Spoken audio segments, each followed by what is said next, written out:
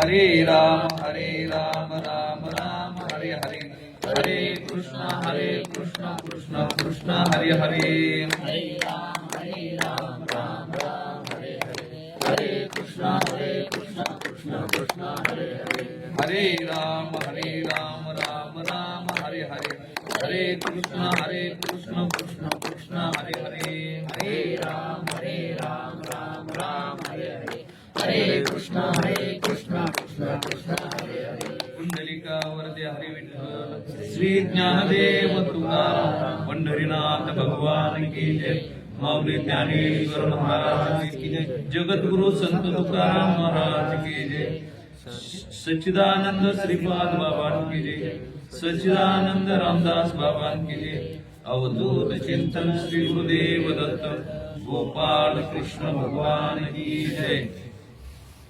थोडं एको कमी करायचं. गार लागते, सरळ बसा, आपल्या श्वासावर लक्ष द्या.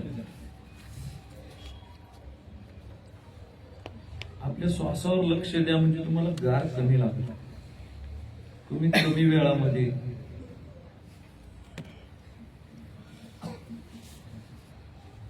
आपण कार्यक्रम उरकू. अर्धा तास आहे. अर्धा तास आहे, हे बघितले का?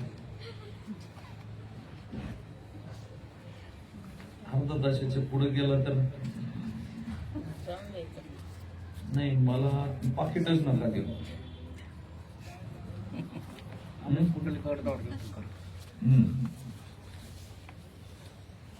अर्ध्या तासाच्या पुढे गेली की पाकिट अजिबात नका देऊ.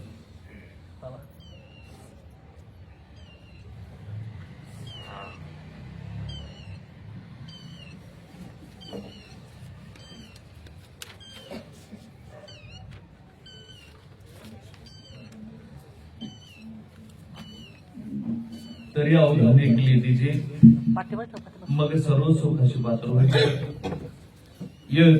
उत्तर माझे उघड ऐका. माऊली ज्ञानेश्वर महाराज काय म्हणतात पहा, ए जीवा थांब,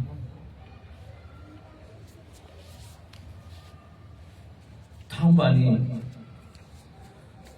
लक्ष दे. लक्ष दिल्यानंतर काय होईल? सर्व सुख तुला प्राप्त होईल. हे मी नुसतं म्हणत नाही, हे प्रतिज्ञा उत्तर आहे माझं. प्रतिज्ञा अंतिम उत्तर आहे माझं. जीवाच्या ठिकाणी ज्ञानेश्वर महाराज सकाळ सांगतात, दे जीवाला सुख पाहिजे, आणि सुख नावाची वस्तू हरवून गेली आणि जीव दुःख भोगतोय. ज्ञानेश्वर महाराजांना जीवाची दया आली. तर दया आल्यानंतर सुखमय असणारा जीव दुःखमय का झाला? तर ज्ञानेश्वर महाराजांनी स्वतः अनुभव घेतला आणि अनुभवांती निर्णय दिला की ए जीवा, तू काय कर, एक वेळ लक्ष दे. फार सुंदर ओवी नवाद्य आणि पहिली ओवी सुंदर सांगतात की ए जीवा, तरी अवधान ऐकली तिचे, मग सर्व सुखासी प्राप्त होईचे. ये प्रतिज्ञ उत्तर माझे उघड ऐका. ए जीवा, एक वेळा लक्ष दे. एक वेळा लक्ष दिल्यानंतर तू सर्व सुखाला प्राप्त होशील. ये प्रतिज्ञा माझी, प्रतिज्ञा अंती सांगतो. गुरुर ब्रह्मा गुरुर्विष्णू गुरुर्देव महेश्वरा, गुरु साक्षात परब्रह्म तस्मै श्री गुरुभ्यो नमः. ब्रह्मानंदं परम सुखदं केवलं ज्ञानमूर्ति द्वंद्वातीतं गगन सदृशं तत्त्वमस्यादि लक्षणं एकं नित्यं विमलमचलं सर्वधी साक्षीभूतं भावातीतं त्रिगुणरहितं सद्गुरु तं नमामि, सद्गुरु तं नमामि. तरी अवधान ऐकली तिचे, मग सर्व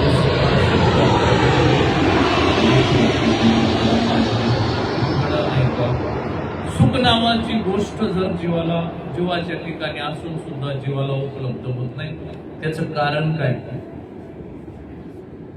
आम्ही सुखी आहे का? अजिबात सुखी नाही. मग सुख कुठं हरवलंय आपलं?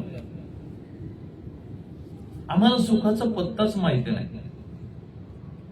सुखाचा पत्ता माहिती कधी होईल माहितीये का? ज्या व्यक्तीला सुखाचा पत्ता माहिती त्याचा संघ घडला पाहिजे.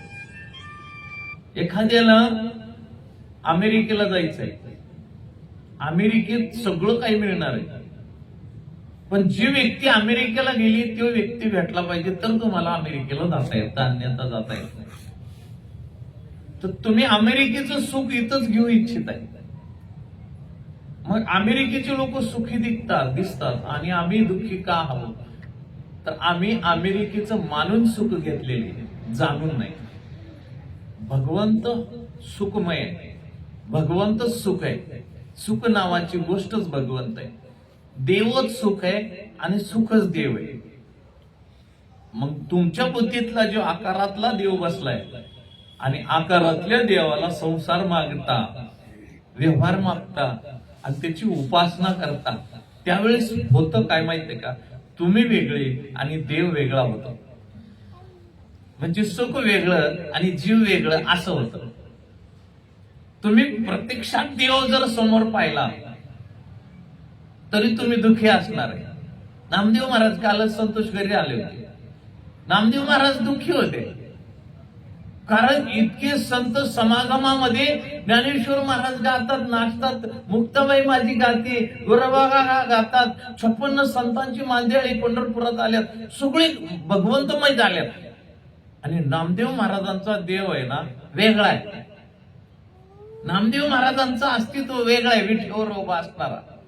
तुकोबाने नामदेवांना वरडून सांगावं, अन्य संतांनी नामदेवांना वरडून सांगावं की नामा सर्व सुखाचे आगर बाप रुखमा देवीवर सर्व सुख आहे आणि ते विठोबा आहे. मग नामदेव महाराज विठोबाचे वेगळे होते का? नाही. तरी सुद्धा विठोबाला जेवायला आंघोळीला घालायचे, जेवायला घालायचे, पूजा करायचे, हार घालायचे, त्याची आराधना करायचे. नामदेवाची देवाची ओळख नव्हती का? होती. तरी सुद्धा नामदेव महाराजांना आता जे संतोषने 5 विषय सांगितले ते विषयाने भरलेलेच होते, विकाराने भरलेलेच होते. त्यातला एक विकार डोक्यात फळी मारल्याबरोबर जागा झाला होता. तेव्हा मुक्ताबाई 7 वर्षाची म्हणत होते की अखंड भगवंताच्या सानिध्यात असणारा नामदेव कच्चा कसा काय दिसला? मग कच्चा कुणाच्या बैठकीत ठरला, कच्चा कुणाच्या सानिध्यात ठरला? ते संतांच्या सानिध्यात आल्यानंतर अखंड देवाचा सहवास असणारा नामदेव सुद्धा कच्चा ठरला. मग अखंड देवाच्या सोबत असणारा, भगवंताच्या सोबत जेवणारा जर कच्चा ठरू शकतो तर आपण लय झाला तर आपला परमार्थ काय असेल? एखादी मूर्ती स्थापन केली असेल, त्याला नैवेद्य दाखवला असेल, हे तर जेवायला घालवत होता. ते भगवंत त्याच्यातनं प्रकट होऊन कपडे घालत होते, आपण त्याला कपडे घालत असावेत. त्या मूर्तीमधनं प्रकट होऊन जेवत होते त्याच्यावर, आपण नैवेद्य ठेवत असेल. म्हणजे आपली फार मोठी विषमता आहे. आपण भगवंतापासून फार लांब आहे, भगवंताच्या जवळ अजिबात नाही. नामदेव महाराजांना 7 वर्षाची मुक्ताई म्हणते की तू कच्चा कसा काय रे कच्चा?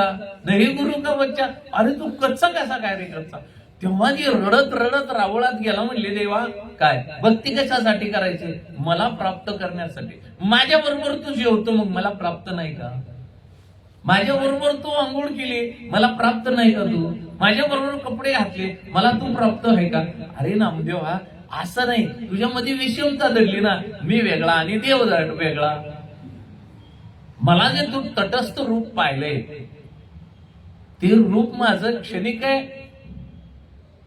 ह्या तुझ्या डोळ्यांनी पाहिलंय. मी असं तुला वारंवार थोडी भेटणार आहे. मग मला काय करायला लागेल? माझं जे अस्तित्व आहे ओतप्रोत आहे. माझा विस्तार कसा आहे? ओतप्रोत आहे. नामदेव नाथ महाराजांनी विस्तार हालीचा चराचर झाला, चर आचरामध्ये माझा विस्तार आहे. ते विस्तार जो तुझा आहे, तुझ्यामधनं विस्तार आहे. जेवढं आकाश आहे, जेवढा प्रकाश आहे, जेवढा वायू आहे, जेवढी सृष्टी आहे, त्या सृष्टीमध्ये जेवढी सुंदरता आहे, जेवढी सुंदरता दिसते, ते माझं स्वरूप आहे. तर माझ्या स्वरूपाची तुला ओळख करायची, माझ्या स्वरूपाची ओळख करायची, माझ्या रूपाची ओळख झाली. रूप क्षणिक आहे, स्वरूप हे शाश्वत आहे. आणि ते माझं स्वरूपच ना, तेच सुख आहे. माझं स्वरूप काय आहे? ते सुख आहे. तुला सुखी व्हायचंय ना, माझ्या स्वरूपाच्या ओळखीनच तुला सुख प्राप्त होऊ शकतं. नामदेव महाराजांना काय समजायला नाही लागलं, म्हणले लय अवघड नको देवा सांगू, मला काय करायचंय. तेव्हा नामदेव महाराजांना देवानी डोक्यावरनं हात फिरवून सांगितलं, नामा तुला काय करायला लागल, तुला संतांच्या सानिध्यात. तेव्हा नामदेव पटकन म्हणला, ही जी आळंदीकर मंडळी ना, त्यांच्याकडे नको पाठवू आम्हाला. मग कुठं पाठवू? बरं जाऊ दे, लई लांब नको जाऊ, इथं आहे ना जवळच माझ्या आहे ना विसोबा केचरांचं गाव आहे, जा औंढ्याला. औंढ्याला जा. नामदेव महाराजांचा तो काळ आहे, औंढ्याला चालत चालत गेलं. आता चालत चालत गेल्यानंतर ते विसोबा केचराची जर अवस्था पाहिली, तुम्ही वाचली ना, ते तुमच्यासारखं बसले होते. पाय कुठं होते? भगवंताच्या पिंडीवर पाय होते. बरं, पाय असे तुमचे तर सॉक्स घातलेले सुंदर दिसतात, त्या पायातनं रक्त वाहत होत. आता नामदेव महाराजांनी ते पाहिलं, म्हणले देवा मला पाठवलं तर कुठं पाठवलं तू? ज्यांनी देवावर पाय ठेवून बसलाय तिथं पाठवलं. ते नामदेव ते विसोबा खेचरांना म्हणते, तुला संत कोण म्हणते? आणि तुला काही अक्कल लावायची गोष्ट आहे का नाही? तुला काही ज्ञान आहे का नाही? तुला लोक संत म्हणतात, तू खुशाल देवाच्या डोक्यावर पाय केलाय. तेव्हा तो साधू काय म्हणतो ना, हा तुला भगवंताच नियोजन आहे, इकडे का पाठवलं माहितीये का? जिथं देव नाही अशी जागा मला दाखव. म्हणजे तेच तर मी विचारायला आलोय. तू पहिलं देवाच्या डोक्यावरनं पाय उचल, मग मग मला सांगतो. हा नामदेव म्हणतो. नामदेव हे अज्ञान आहे आणि विसोबा केचरे ज्ञान आहे. ज्ञान सांगतं निश्चय की माझा पाय उचल, जिथं देव नाही तिथं ठेव बरं. आता मला पाय उचलायला हवं लागतं का काय? नामदेव महाराजांनी कपडा लावून अंगठा धरला आणि उचलून शेजारी ठेवला, तिथे एक मूर्ती प्रकट होती. असं करून करून राऊंड घेतला पूर्ण. बघा संतांना किती तकलीफ झाली. हे कशासाठी चाललंय? की ह्याला देव कळावं म्हणून. आणि मी इथं कशासाठी आलोय? तुम्हाला देव कळावं म्हणून. मी इथं उपद्व्याप एवढा कशासाठी केलाय? खाली 2 तास घालवले, आता वरती अजून हे म्हणले अर्धा तास वरती द्या. हे कशासाठी उपक्रम आहे? तुम्ही माझं ऐकणार आहे का? ऐकले तर तुम्ही सुखी व्हाल, ऐकले तर तुम्ही सुखी व्हाल. ऐकून जर नाही ऐकले तर तुमचं सुख, तुम्हाला सुखाची भावना सुद्धा नाही होणार.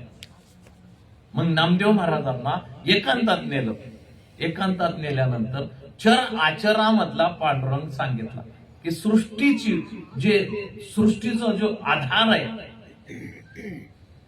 सृष्टीचा जो आधार आहे तो आधारच पांडुरंग आहे. आणि ते तुझ्यामधनं नाही, पूर्ण जगभरात आहे. पै गगन जेवढे जैसे, ज्ञानेश्वर महाराजांनी त्याचं प्रतिपादन करून विषय मांडला. घरी गेल्यानंतर वाचा. पै गगन जेवढे जैसे, जेवढी सृष्टी, जेवढा आकाश आहे कमी, पवन हो तेवढाची असे, हवा तेवढीच आहे. सहज हलवल्या वेगळा दिसे. आभाळ हलवलं परी गगन तेची ते. भगवंताचं अस्तित्व असं सांगतात ज्ञानेश्वर महाराज की पांडुरंग परमात्मा जेवढं आकाश आहे तेवढंच आहे. आता ही मूर्ती समोर दिसते, त्या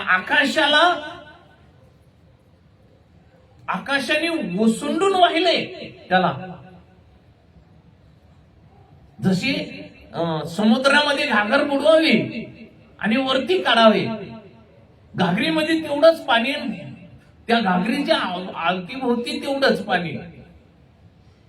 मग एवढं भरून असणारा आकाश, ते आकाशच पांडुरंग आहे. आकाशाने व्यापलेला पांडुरंग, अस्तित्व पांडुरंगाचं एवढं आहे. आता हे ऐकलं खरं.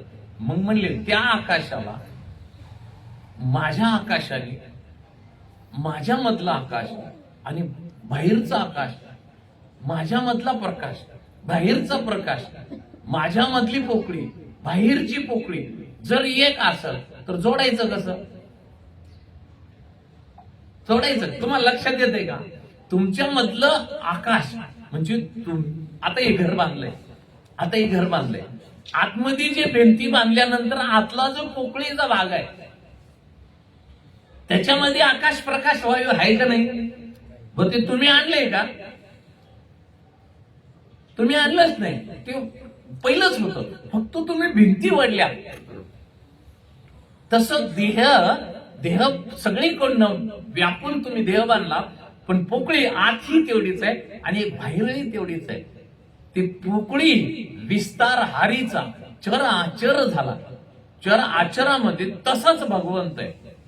आणि मग आता तो भगवंत जोडण्याची प्रक्रिया नामदेव महाराज त्या साधूला विचारतो, त्या आकाशाला, त्या प्रकाशाला मी जोडला कसा पाहिजे? ज्या आतल्या पोकळीचा मी आणि बाहेर असणारे अथांग पोकळीचा मी, तो पांडुरंग आहे ना, मग ते जोडायचा कसा?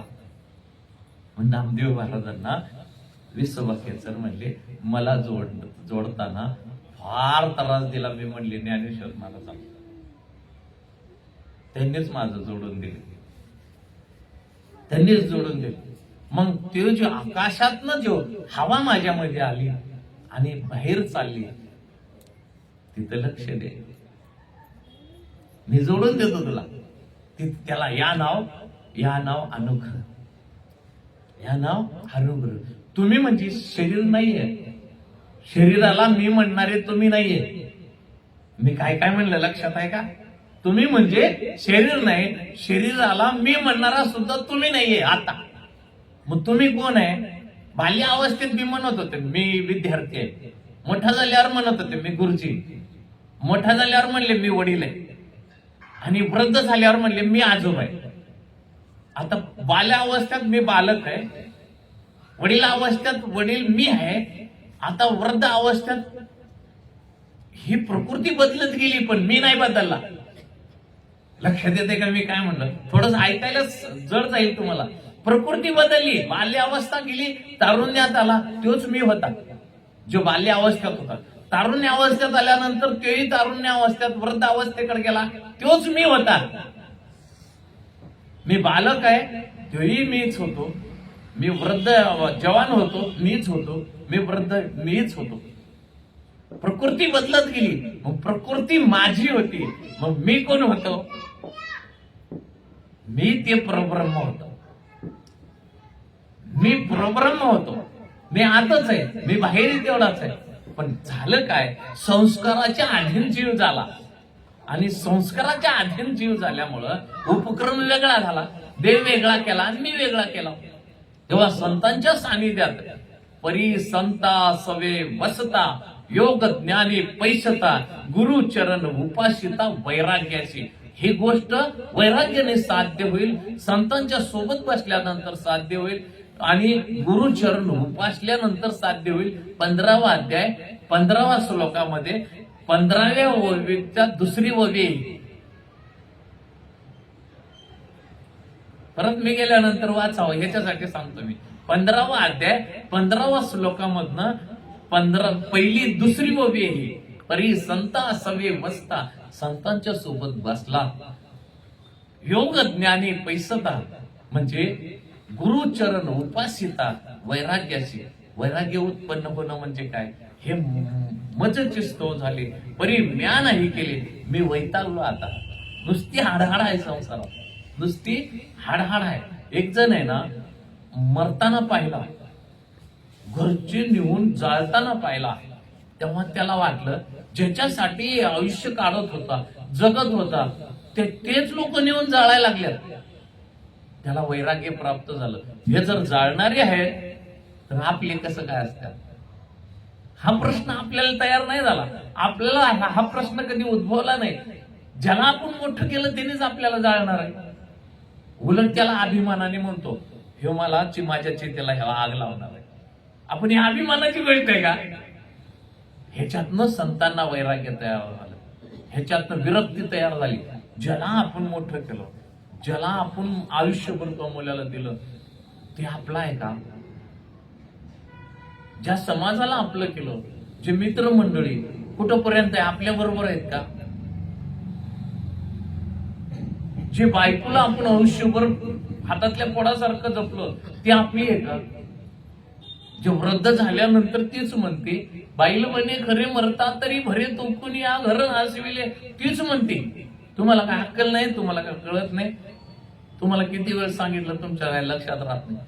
म्हणजे आयुष्यभर कमवल्यानंतर वृद्ध अवस्थेत आल्यानंतर ती बायको म्हणते, तुम्हाला काही कळत नाही. म्हणजे हे लोक आपले आहेत का? म्हणून नामदेव महाराजांना विश्ववाक्याचर म्हणला, जे तुझं आहे ना ते तुझ्या पशीच होतं, तर तुला कळत नव्हतं. तुला काय करायला लागेल, हे विश्व तुझ्यासाठी आहे, तू विश्वासाठी नाही. तुझ्यासाठी कोणच नाही. तू फक्त इथं आला, तू जीव आहे आणि जगणार आहे, जाणार आहे. तुझं कर्तव्य एक आहे, आद्य कर्तव्य, की तुला या जन्मामध्ये परत जन्म नाहीये. या जन्मामध्ये येऊन आपल्याला सुख नावाची वस्तू ओळखता येते आणि ते सुखमय होऊन जाता येतं. म्हणून ज्ञानेश्वर महाराज म्हणले, तरी तरी तरीचा अर्थ फार मोठा महत्वाचा आहे. तरी म्हणजे काय माहितीये का? आता तरी. कुणाचे 5 गेले, कुणाचे 50 गेले, कोण अनुग्रह घेतलाच नाही, कोण माळ घातलीच नाही. आता तरी माळ घाल.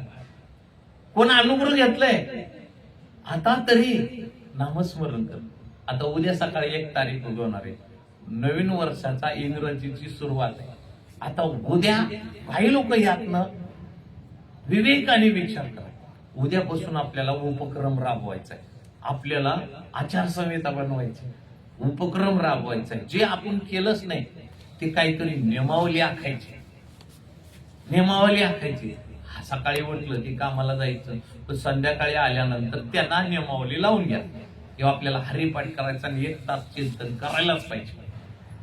माणूस जरी मेला तरी करायला लागेल. माझ्या एक हडपसरला साधकांनी अनुग्रह दिला, बायको 4 वाजता मेली होती, तर ते 4 वाजताचा टाइम त्यांचा आहे ना गाथा वाचण्याचा वाटा.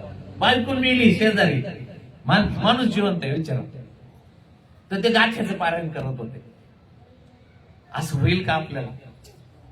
बायको मेली हो, लोक गावावरनं आल्यात तर ते गाथा पारायण करत होते. तर माझा नित्य नियम मी मोडणारच नाही. असं जेव्हा वैराग्य तयार होईल ना, त्यावेळेस मग मात्र तुम्हाला देव न्यायला येईल बाबा. नाहीतर अवघड होईल, नाहीतर अवघड होईल. आता तरी पुढे हाची उपदेश नका करू नाश आयुष्याचा. तुम्ही लई चांगला स्वयंपाक केलाय, मीठ नका टाकू, मग कळत तुम्हाला नवरा काय असतो. मीठ नका टाकू, कमी टाकून बघा उद्या. मी म्हणतो, मग तुम्ही ज्याला जीव लावलाय, अख्खं घरदार सोडून त्याच्यासाठी आला, घर, भाऊ, आई, वडील, संपत्ती, धन दौलत सगळी त्याग करून त्याच्यासाठी इथं आला, आणि नुसत्या एका मिठाच्या खड्यासाठी तुमचं पार पार पार त्यांनी काय करण, पार खानदान काढून टाकलं. हे आपले आहेत का? मी तुम्हाला सोड म्हणत नाही, मी सोडलं तरी तुम्ही म्हणलं सोडा म्हणलं तरी तुम्ही सोडणार नाही, हे मला माहिती. पण त्याच्या जवळ राहून देव प्राप्त करता येईल. त्याच्या जवळ राहून आहे ना, तुमच्या देवापर्यंत तुम्हाला जाता येईल, अशी युक्ती तुम्हाला सांगून जाईल. पण काय करायला लागेल, तरी अवधान एक लीर्तीची, एकदा लक्ष दे. कुठं लक्ष दे? त्याच्याकडे लक्ष दे. साधू संतांचा हात धर आणि पांडुरंग वळख. काल संतोष घरी आला, म्हणला फुटका तुटका विना त्याला 2 तारा. मग कुठला फुटका तुटका विना आहे? घाली येर जरा पंढरीच्या. तुमच्यामध्ये ना सतत सतत देव कंटिन्यू म्हणतो मी, सतत अखंड भगवंत येतो आणि जातो. त्या ठिकाणी तुम्ही गैरहजर आहे, त्या ठिकाणी तुम्ही गैरहजर आहे. मग गैरहजर आहे तिथं काय करायचं आहे? तिथं काय करायचं? हजर व्हायचंय. ही चांगल्या भाषेत, सुलभ भाषेत मी सांगितलं. तेच हरिपाठात सांगितलं. काय सांगितलं? नामाशी विनमुख आहे. नामाशी विनमुख आहे. तुम्ही नामाशी विनमुख राहो का सन्मुख राहो? सन्मुख राहणं म्हणजे नाम, अखंड नाम घेणं आणि नाम मिळून सुद्धा त्याला विनमुख राहणं. विनमुख म्हणजे नाम विसरून जाणं. नामाशी विनमुख त्यो नर पापी आहे. आता पापी कोण सांगितलंय? नाम आहे पण विनमुख आहे. नाम आहे पण त्याला काय विनमुख आहे, तो खरा पापी म्हणले. मी तुम्हाला कर्म अजिबात सांगितलं नाही, अजिबात कर्म सांगितलं नाही. हाताचा विषय नाही, पायाचा विषय नाही, तोंडाचा विषय नाही. सांगितला का विषय कुठला? एकच विषय सांगितला. आत श्वास घ्या,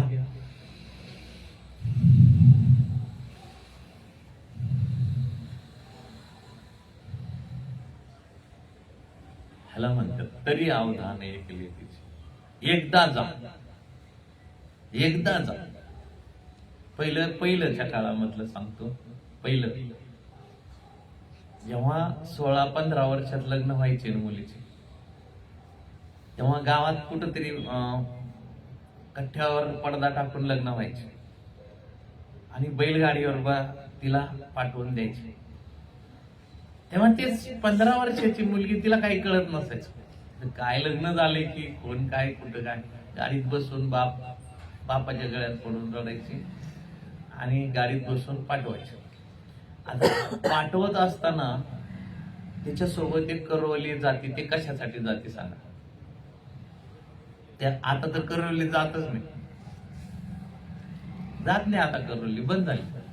कारण ती लग्नाच्या अगोदर तिकडचं बी हिला माहिती असतं, इकडचं बी हिला माहिती असतं.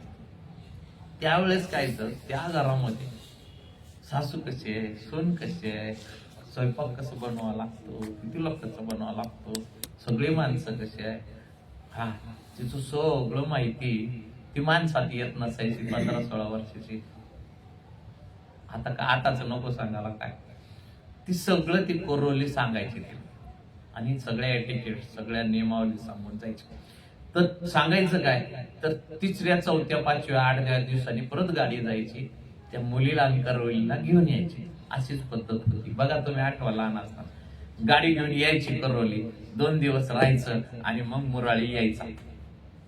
मुराळी यायचा. आता जड अवस्था आता आहे. आता करवली नाही. आता बॅग भरायची, आपल्या जुन्या साड्या घालायच्या आणि करवल ज्या मुराळी आलाय त्याच्या पाठीमागे निघायचे. त्यावेळेस मी हा उपक्रम का सांगतो बघा. आणि बोलवायला आल्यानंतर ते मुलगी जेव्हा कळतं की आता निघायचंय, चप्पल घालायचंय, तर तिच्या मनात नाही ना अर्धे अवयव गळून पडतात. रडायला लागते. म्हणली नको बाबा, मला जायचं नाही. ते दीर, ते जाऊ, ते सासू, ते सासरे, ते घर, आपलं घर बरं आहे ना, मी इथंच राहते. तेव्हा तो जो बाप असतो ना, त्या मुलीला डोक्यावरनं हात फिरवतो आणि छातीला लावून घेतो. म्हणतो मुली एक वेळा जा. कुठं जा? एक वेळा जा. एक वेळा जा म्हणजे कुठं जा? नांदायला जा. नांदायला गेली रे गेली एक वेळा. एक वेळा जा म्हणजे कायमची जा.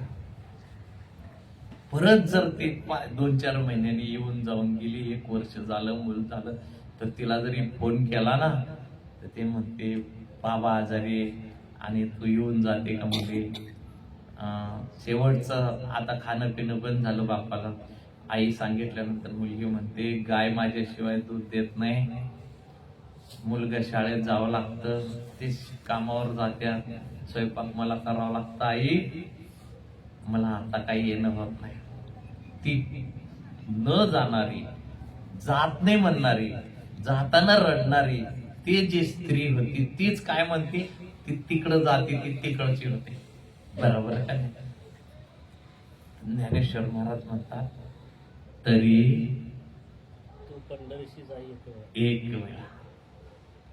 वेळा तरी अवधान ऐकले तिची. म्हणजे काय? एक वेळा जा. जात म्हणजे कायमची जा, कायमची जा. मग तुला काय होईल, सर्व सुखाची पात्र होईचे तू कायमची. एकदा तू आत घुसली ना म्हणजे काय होते, जे माहेरात राहणारे भगवंताबरोबर लागतं लग्न. मग ते मी म्हणतो साधकाची दशा. माझं लग्न माझ्या पांडुरंगाशी लावून दिलं. हा, तुळशीची माळ नवरीचे कंठी आणि नवरा वैकुंठी वाट पाय. हा, मी पुरुष आहे असं नका समजू. मग मी प्रकृतीनं जरी पुरुष असलो, तुम्ही प्रकृतीनं जरी स्त्री असल्या, पण वृत्तीनं माझं लग्न निवृत्ती करून पांडुरंगाला बांधून दिले. आणि तो ब्राह्मण माझा सद्गुरू होता. माझी भाषा तुम्हाला कळते का नाही? आणि मग भक्ती निवृत्ती करून दिली कुणाकडं, भगवंताच्या ठिकाणी जाऊन बांधून दिली. मग आता मी कुठं नांदायला पाहिजे, नवऱ्याकड का माहेरात राहायला पाहिजे? माहेरात राहिलं तर संसार होईल का? माहेरात राहिल्यावर संसार नाही ना. ज्ञानेश्वर महाराज म्हणले, मी माहेरात राहिलंच नाही, माझ्या सद्गुरूने हात धरला, नांदायला पाठवलं, माझ्या नवऱ्यासोबत लग्न लावून दिलं, आणि मी कुठं नांदायला गेले, तिथं अवघाची संसार सुखाचा करेन. आता माझा संसार सुखाचा करेन. माऊलीचा संसार होता का? मग कुठला संसार म्हणला असेल माऊलीने? हा, माझ्या त्या नवऱ्याला जाऊन भेटत आणि नवऱ्याच्या स्वरूपाला एक होऊन जाईल. हा, मग तरी अवधान ऐकली तिची, मग सर्व सुखासी प्राप्त व्हायचे. सुख नावाची वस्तू तुम्हाला संसारात कुठंच मिळणार नाही, कुठंच. आज एक आहे ना, एक मुलगी आमच्या इथं, त्या मुलीने स्टेटस ठेवलं आईचं. 72, 70, 62 वर्षाची आई आहे. त्या आईच्या खाली फोटोच्या काय लिहिलं, माझ्या आईला देवा सगळ्या इच्छा पूर्ण होऊ दे, तिला जन्माच्या वाढदिवसाच्या हार्दिक हार्दिक शुभेच्छा. मी तिला परत खाली लिहिलं, तिचं स्टेटस मी पाहिलं, तिला खाली लिहिलं, म्हणलं बाई, या जीवनामध्ये इच्छा कधीही तृप्त होत नाही, इच्छा होतच नाही. तू देवाला मागणी मागलेली निरर्थक आहे. तू सुख माग, समाधान माग, देव माग, आयुष्य माग, आनंद माग, पण इच्छा पूर्ण करते. आणि तुमच्या माझी इच्छा पूर्ण होणार आहेत का? अजून आम्ही कॉलमला बघा तिथं ते काढून ठेवलंय, ते कॉलम काढून ठेवलाय. आज कमी आम्हाला नाही झालं तर उद्या पोरं तरी वरती वाढवतात. इच्छा कायम वाढणार, इच्छा कधीच राहत नाही. भोग घेणारा भोगी क्षीण होतो, दीन होतो, रोगे होतो. भोग घेणारा पण भोग तसाच राहतो, जीभ तशीच राहते. किती घास गिळल्या, इच्छा संपली का? बोकड खाणाऱ्यांनो, किती बोकड खाल्ल्यानंतर तुमची इच्छा थांबल. अंड खाणाऱ्यांनो, किती अंडी खाल्ल्यानंतर तुम्हाला अशी तृप्तीची ढेकर येईल की बाबा बस झाल्या, आता भरपूर झालं खाऊन. नाही, उकंडे भरल्यात, कॉर्पोरेशनच्या गाड्या भरून गेल्यात, खड्डे भरल्यात पूर्ण खाऊन. संडास ट्रक घेऊन गेल्यात, तरी हे काय खळगी भरलीच नाही.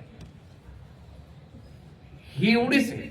भरलं का? हे अजिबात भरत नाही. म्हणजे इच्छा कधीही थांबत नाही. म्हणून हे जेव्हा माऊली म्हणते, एक लक्ष दे. कुठं लक्ष दे? ज्या श्वासामधनं माझा पांडुरंग अखंड तुझ्या सोबत नांदतो, तिथं आता तरी लक्ष दे आणि तिथं स्थिर राहते. सुख आहे, सुखाची संपत्ती भरपूर जोडली आहे. तुमच्याकडे काही नाही. आता घर है, गाडी है, बंगला है, पोरं है, मुली है, मुलगा है, शिक्षण करतोय, भरपूर पैसे घरात आणतात, भरपूर पैसे ठेवलेत बँकेचं, बरोबर चाललंय. सुखी आहे का तुम्ही? खरं सांगा, सुखी आहे का? बरं सुखी नाही? मग तुमच्याकडे घर आहे, दार आहे, पैसे, पाणी आहे, संपत्ती आहे, पाहुणे भरपूर आहे, मग सुखी का बरं नाही तुम्ही? एकच झाले, काहीतरी कमी वाटते.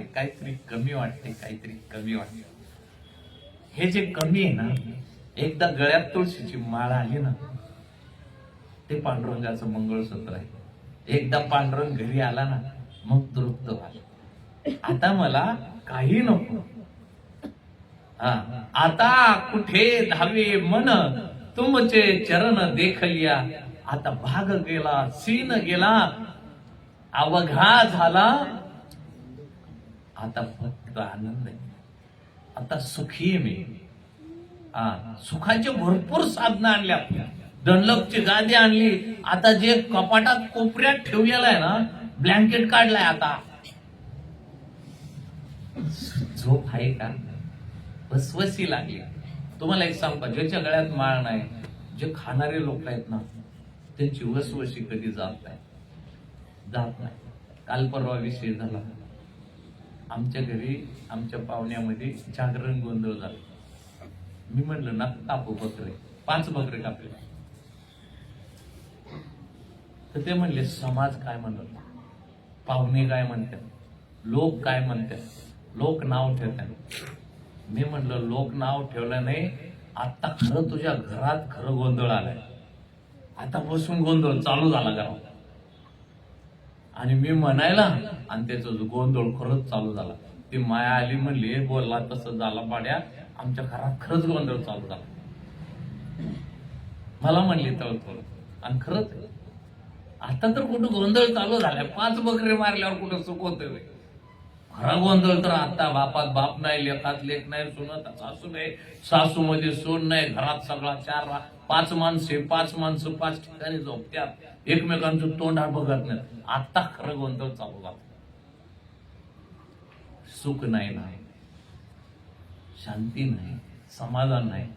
तुम्हाला सुखी आणलं पाहिजे ना, संस्कार नावाची गोष्ट जर पाहिजे असेल तर माझ्या पांडुरंगाशिवाय संस्कार कुठं होऊच शकत नाही.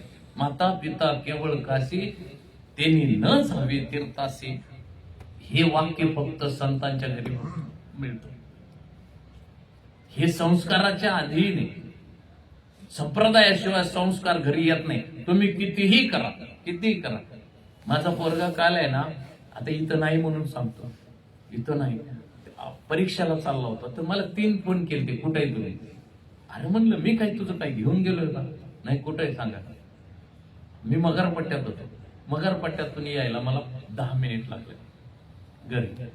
मग मी खाली आलो, कपडे काढले, जर्किन काढलं, तो थांबलेला होता. म्हणजे कुठे आहे तुम्ही, कशाला बोंबलत होत? तुमच्या पाया पडायचं, परीक्षेला जाताना तुमच्या पाया पडायचं. मग मला सांगा, ही काय आहे माहितीये का?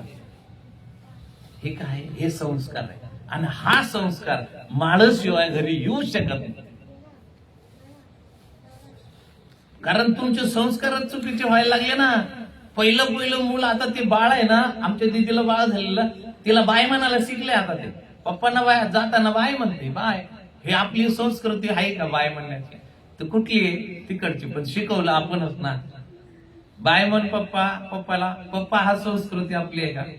तुकाराम महाराजांचा पोरगा त्यांना पप्पा म्हणत असावा का? हे आमच्या संप्रदायात नाही. मग मी हा संस्कार आपला आहे का? नाही ना. म्हणून आपण आपला धर्म सोडून दुसऱ्याचं अतिक्रमण केले, दुसऱ्या धर्माने हे आपण स्वीकारले. आणि जोपर्यंत आपल्या धर्माचे संस्कार होत नाही, तोपर्यंत आपण सुखी, समाधानी आणि शांतीनं जगू शकत नाही. जगायचं असेल सुखी तर गळ्यात तुळशीची माळ घाला, नामस्मरण करा. नामस्मरण कसं करावं शिकून घ्या. देव काय, मी कोण आहे, मला साधना कशी करायची, साधन काय आहे, ते साध्य काय आहे, विचारून घ्या. विचारून घ्या ना, काय अडचण आहे. मला साधना करता येत नाही, मला साधना शिकवा ना, विचारा ना. त्याच्यासाठी तर मी आलोय. म्हणून माऊली म्हणतात, तुला सुख पाहिजे ना, हे जे चाललंय ते सगळं क्षणिक सुख आहे, शाश्वत नाही. क्षणिक सुख आहे. तुला शाश्वत सुख पाहिजे ना, तर मग तरी अवधान ऐकले तिचे, सर्व सुखाशी प्राप्त होईचे. हे प्रतिज्ञ उत्तर माझे उघड ऐका. उघड सांगतो, प्रतिज्ञा करून सांगतो. आता तरी पुढे हाची उपदेश नका करू नाश आयुष्याचा, सकळाच्या पायी माझे दंडवत आपुलाले चित्त शुद्ध करा. सगळ्यांच्या पायावर माझे दंडवत, आपलं चित्त शुद्ध करा. आपलं चित्त शुद्ध आहे का? अजिबात नाही. मलिन आहे, मळलंय, घाण आहे. तर चित्त शुद्ध नाही, देव आतमध्ये येईल का? घरात झाडू नाही मारलं तर पाहुणं आतमध्ये येत नाही. ताईला म्हणतो फडशी पुसून घे, मी तोपर्यंत बाहेर थांबतो. घर स्वच्छ पाहिजे तेव्हा पाहुणे येतात. मग हे जे देहरूपी घर, हे जे अंतःकरण शुद्ध पाहिजे, तो तेव्हा पाहुणा देव माझ्या घरी येईल ना. विठ्ठल पाहुणा आला मग माझ्या घरी ना. अंतःकरण शुद्ध झालं की काय, शत्रू मित्र होतात, पाहुणा आपल्या घरी राहायला येतो. सगळं आत आहे. आता भाऊने विषय सांगितले की नाही, त्या विषयाच्या अधीन आपण जाऊ. विषयातनं मन काढायचं आणि भगवंताबरोबर नांदायचं. सोपं आहे. ठाईचं बैसुनी करा एक चित्त, आवडे आनंद आळवा वा. त्याच्यासाठीच हा उपक्रम आहे, महिन्याचा कार्यक्रम आहे. खिचडी खाणं उद्देश नाही, एकत्रित येणं उद्देश नाही. तुम्ही थंडीनं गाराटल्यात, मला त्याची जाणीव आहे. झाला काय वेळ? आता तरी पुढे उद्या 1 तारीख आहे. 1 तारीख आहे. मी तुमच्या चरणाला स्पर्श करतो. उद्यापासून नियमावली बदली करा, बदली. प्रत्येकाने नियमात राहा. तुमच्या आचारसंहिता, नाहीतर मला सांगा, मी दिनचर्या काढून ग्रुपवर पाठवतो, त्या दिनचर्याप्रमाणे करा. आता एक कन्सेप्ट माझा चाललाय की पाठीमागे संतोषला सांगितलं होतं ते ऍप घ्यायला, की आपण कमीत कमी संध्याकाळी 1 तास आपण सगळ्यांना काय कॉलिंग करणार आहे, व्हिडिओ कॉलिंग करणार आहे. जेवढे त्या टायमिंगला जेवढे ग्रुपमध्ये आहेत तेवढ्याची संवाद होणार आहे. तेवढ्याची आपली दिनचर्या घालून त्या दिनचर्यामध्ये काय काय चाललंय, उपक्रम काय काय उपक्रम चालू आहे, काय खंड येते, काय अडचण येते, आपण 4थ्या मजल्यावर बसून बोलणार आहे. हा उपक्रम चालू ठेवणार आहे ग्रुपमध्ये. तर हा उपक्रम चांगला आहे की नाही? अडचण एकाने एक असला तरी अडचण सांगायचा, अनुभव सांगायचा. काय चाललंय, काल मी बसलो होतो, मला असं झालं, मला असं होत नाही, मला असं होतंय. जरी तो शिरूर असेल, नगर असेल, अगदी टोकाला कुठं नांदेड असेल, तिकडचा साधक सुद्धा तुम्हाला प्रत्यक्षात तुम्हाला ऑडिओवरून दिसणार आहे. हा उपक्रम लवकरात लवकर, संतोषला मी सांगितलं होतं 15 दिवस अगोदर, ती आमची ग्रुप कॉलिंग होईल. ग्रुप कॉलिंगच्या माध्यमातून सगळ्या संपर्कात येणार आहे. हा उपक्रम चालू करणार आहे. थोडे माणसं आहेत, एवढे राहिले तरी भरपूर झाले, एवढे झाले तरी भरपूर झाले. तर एकच काम करा, उपक्रम नुसतं प्रवचन ऐकायचं नाही, ध्यास करा. यातनं आतमध्ये कसं जाता येईल, हातपाय धुतो, आंघोळ करतो, दात घासतो.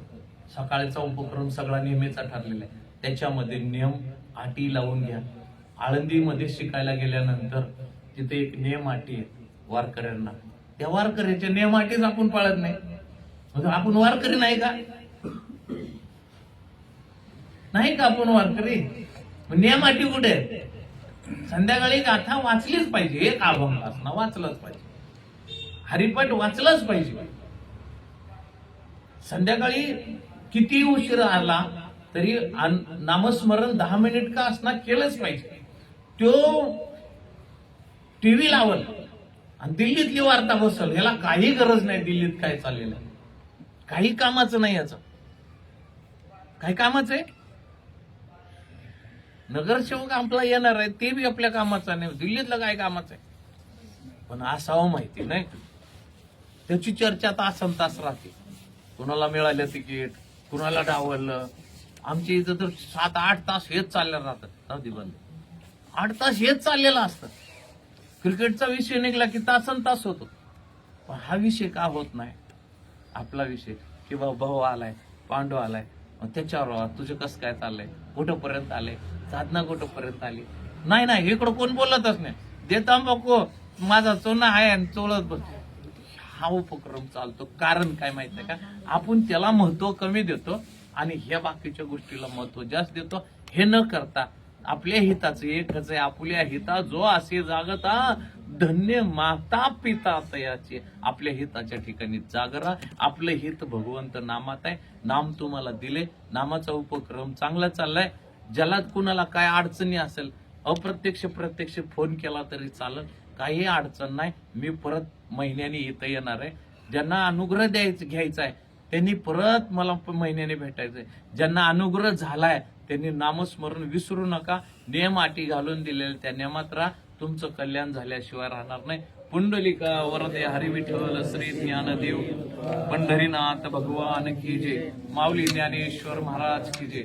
जगद्गुरु संत तुकाराम महाराज, शांती ब्रह्म एकनाथ महाराज की जय. सच्चिदानंद सद्गुरु श्रीपाद बाबां की जय.